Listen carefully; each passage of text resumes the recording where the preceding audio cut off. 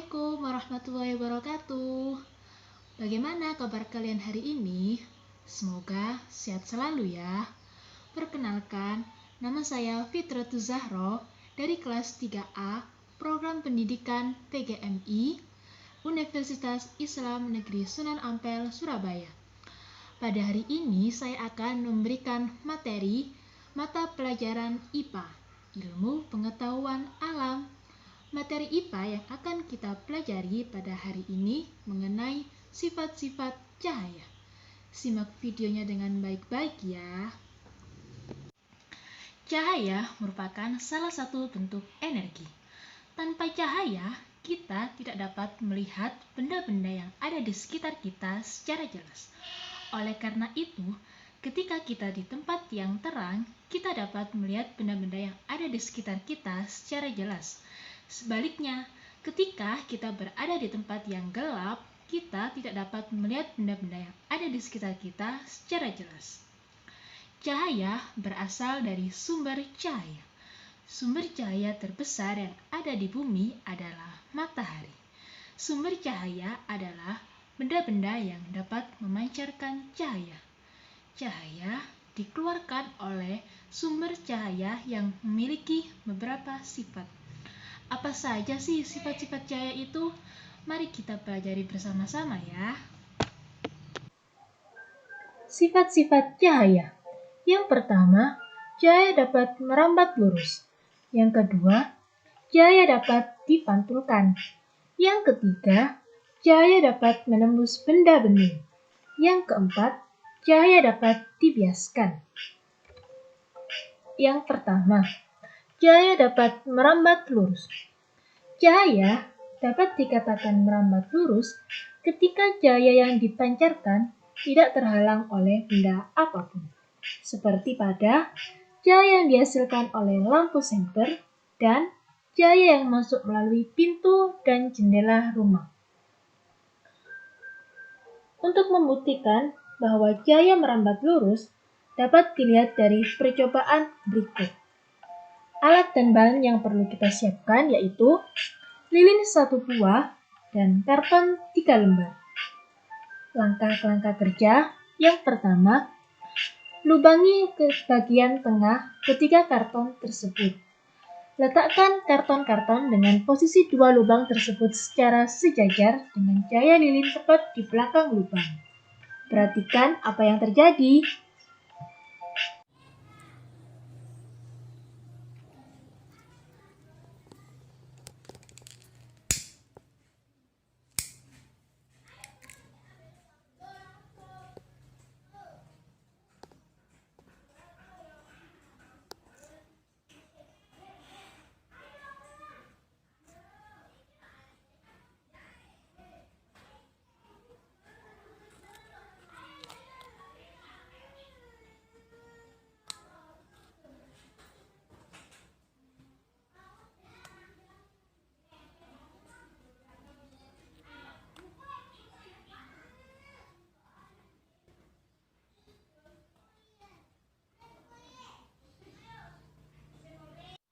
Berdasarkan percobaan yang telah dipraktekkan, dapat diketahui bahwa ketika posisi lubang kardus dalam satu garis lurus, cahaya lilin dapat terlihat. Sebaliknya, ketika posisi lubang kardus digeser ke kanan dan ke kiri, maka cahaya lilin tidak dapat terlihat. Yang kedua, cahaya dapat dipantulkan. Pernahkah kalian mengamati benda-benda yang di sekitar kalian? Kenapa benda-benda tersebut dapat dilihat oleh mata kita? Benda tersebut dapat terlihat oleh mata kita karena adanya pantulan cahaya dari benda menuju mata. Gejala tersebut berkaitan dengan adanya pemantulan sinar atau cahaya. Cahaya dapat dipantulkan dapat dilihat dari peristiwa sebagai berikut. Yang pertama, pantulan cahaya senter ke cermin dalam keadaan gelap. Coba kamu sorotkan senter ke dinding kamarmu yang gelap. Kamu akan melihat cahaya senter dapat dipantulkan. Yang kedua, cahaya dapat dipantulkan jika mengenai suatu permukaan. Lihatlah dirimu melalui cermin. Kamu dapat terlihat di cermin karena cahaya yang berasal dari dirimu dipantulkan ke cermin. Kemudian oleh cermin dipantulkan kembali ke mata. Untuk lebih jelas, mari kita lihat percobaan berikut.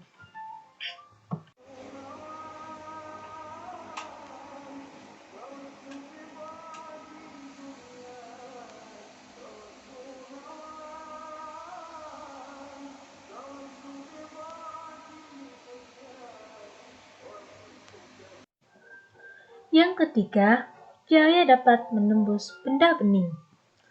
Mengapa cahaya dapat menembus benda bening? Hal ini dikarenakan benda bening mampu meneruskan cahaya. Jika cahaya mengenai objek gelap, cahaya tidak akan menembus, tapi membentuk bayangan. Contoh, cahaya dapat menembus gelas kaca yang bening. Untuk lebih jelasnya, mari kita amati percobaan berikut.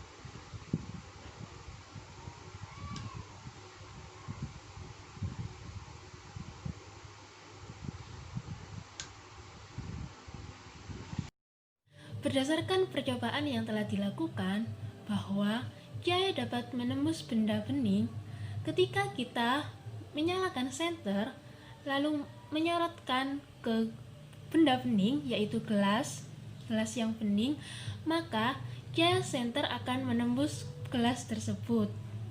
Sebaliknya, ketika kita menyorotkan senter ke kardus, maka cahaya senter tidak dapat menembus kardus. Yang keempat, cahaya dapat dibiaskan. Pembiasan cahaya terjadi ketika arah lambat cahaya dibelokkan. Peristiwa ini dapat kita lihat pada pensil yang terlihat patah saat dimasukkan ke dalam gelas bening berisi air. Untuk lebih jelasnya, mari kita amati percobaan berikut.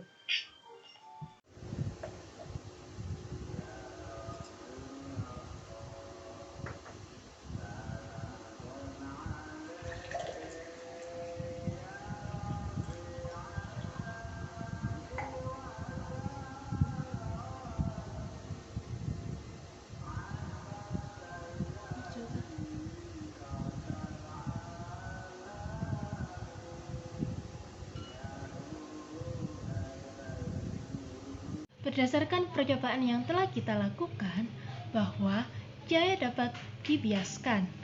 Sifat cahaya ini dapat merambat ke segala arah. Perubahan arah rambat inilah yang disebut dibiaskan atau dibelokkan. Contohnya, pensil yang dimasukkan ke dalam gelas berisi air jernih akan tampak patah, seperti yang kita lihat pada percobaan sebelumnya. Sifat-sifat cahaya dan pemanfaatannya dalam kehidupan sehari-hari. Yang pertama, cahaya dapat merambat lurus. Contoh dalam kehidupan sehari-hari, ketika cahaya matahari di siang hari masuk ke dalam rumah melalui pintu atau jendela. Yang kedua, cahaya dapat dipantulkan. Contoh peristiwa yang menunjukkan bahwa cahaya dapat dipantulkan adalah pada cermin datar kita gunakan untuk bercermin. Pada cermin cembung dapat digunakan pada lampu spion kendaraan. Yang ketiga, cahaya dapat dibiaskan. Contoh cahaya dapat dibiaskan dalam kehidupan sehari-hari yaitu dasar kolam lebih dangkal dilihat daripada kedalaman sebenarnya. Yang kedua, sendok atau sedotan yang dimasukkan ke dalam gelas bening akan terlihat bengkok. Yang keempat, cahaya dapat menembus benda bening.